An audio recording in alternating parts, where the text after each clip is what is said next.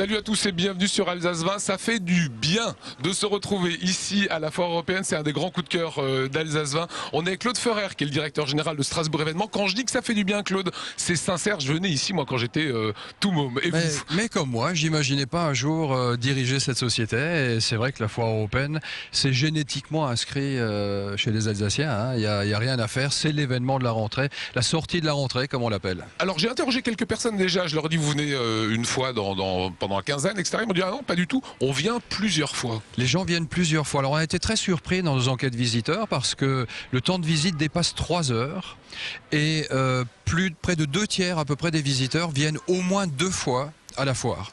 Et c'est vrai que la densité des produits, de l'offre de la foire est telle qu'on ne peut pas en faire le tour en une journée. C'est impossible. Alors qu'est-ce qu'on vient trouver ici à la Foire Européenne? Alors le premier motif de déplacement, c'est la découverte tous les ans. C'est la sortie ludique. On sort en famille, on sort entre amis. C'est ce grand moment de la rentrée après les vacances où les Alsaciens se retrouvent avec plaisir. Il y a encore un petit climat de vacances et notamment avec le pays invité qui est la Thaïlande cette année, qui va être une destination exotique qui va nous permettre de faire rêver nos visiteurs. C'est un peu une prolongation des vacances. C'est peut-être pour certains qui n'ont pas le moyen de partir, une façon de voyager par procuration, on va dire. Alors aujourd'hui, c'était l'inauguration. C'est le ministre d'État, Jean-Louis Borloo, qui était à Strasbourg. Alors un grand honneur pour la Foire Européenne de Strasbourg, parce que Jean-Louis Borloo est effectivement un ministre d'État.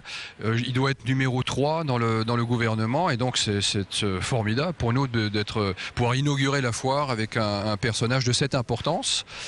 C'est un ministre qui a un portefeuille extrêmement important, hein, de l'écologie, du développement durable, de la mer. J'ai du mal à retenir tous les portefeuilles qui sont les siens.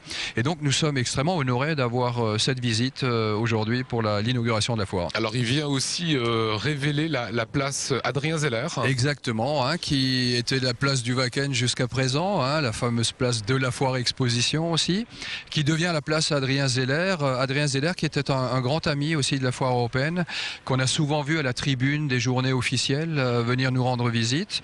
Et donc c'est aussi un moment d'émotion pour les responsables de la foire. Adrien Zeller qui était un vrai ami de l'Alsace tout court. Hein. Absolument. Voilà, c'est un grand personnage et qui nous manque, et je vous le dis très sincèrement. Un mot encore sur Jean-Louis Borloo, intéressé forcément par le développement durable, les énergies nouvelles. C'est aussi à l'affiche ici de cette nouvelle édition. Tout à fait. Alors c'est un thème qu'on va trouver dans la foire tout du long, hein, dans différents secteurs.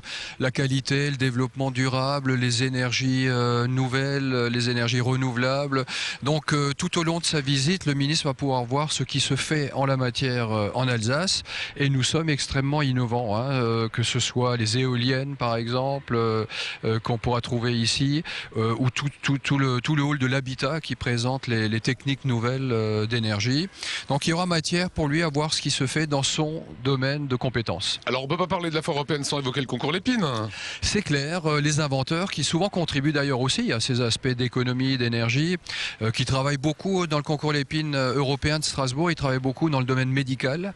Ces inventeurs sont présents une fois de plus depuis 2001 maintenant, et connaissent tous les ans un succès formidable parce que ces petites inventions font le bonheur du public et le hall ne désemplit pas.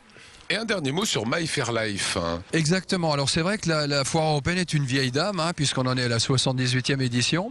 Mais nous essayons avec notre service communication d'être up-to-date tous les ans et d'utiliser les technologies les plus récentes. Et notamment, il y a donc cette possibilité de travailler dans le virtuel, de se créer un vise qui est un visiteur virtuel, et d'échanger avec d'autres visiteurs, de cheminer dans la foire, d'échanger des informations. Et je crois que de ce point de vue, la foire sera dans son temps. Alsace 20 consacre toute son antenne aujourd'hui à cette foire.